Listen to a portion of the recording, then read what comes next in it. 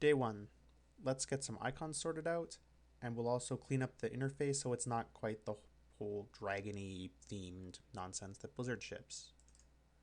So I'll head over to WoW interface, and we're going to get some icons, clean ones. Go. I like clean icons thin, they're the most minimal possible option. Next thing we want is Aurora. There's a set of missing textures. And then there's the core add-on. So this will take a second to download. Good. So the way you install these is by dragging and dropping them into your WoW interface folder. So let's get in there. We'll start with Aurora. This one is just a standard add-on, so you can drag and drop it into the add-ons folder. Then you'll want to take missing textures. You can see those go right into the interface folder. Drag, drop. And lastly, your icons, which as you can see again, just go right into the interface folder. Close that, close that, close that. There we go.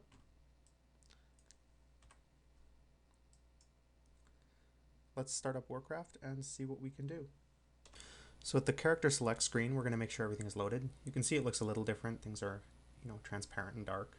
If you load up add-ons, it looks a little different and Aurora is working. So let's enter the world.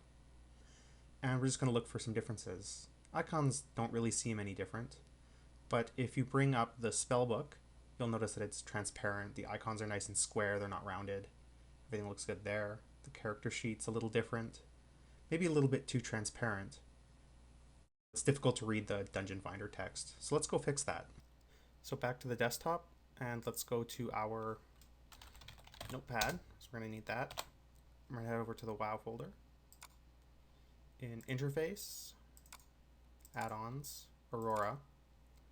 There's this file here. It's the Lua file that controls it all, and we're going to have to edit that. Fortunately, it's very easy. The very first bit right here, local alpha equals 0.5.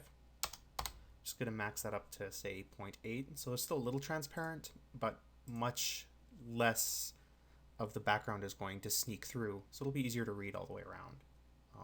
The whole file isn't actually too complex. They're just RGB colors for classes if you wanted to change them. So if I wanted my priest to have, I don't know, blue, I could make it, 0, 0.9. But we're not going to bother with that. Just leave it as is. We just wanted it less transparent. So we can kill that, and log back into Warcraft. Okay, so we're back in Warcraft. Let's just take a look. The character sheet looks nice and black, easy to read. Tooltips are a little rough, so we'll have to fix those later. Maybe with a tooltip add-on. Let's go try one of these class trainers. I guess I don't have anything to say, but their box is easy enough to read. Maybe the spellbook looks alright. A little bit darker, but still not too crappy. And Dungeon Finder text is easy to read, so I think we're pretty good. Just move around a bit to make sure that it's not a nice background. No, that looks good. I guess we're done.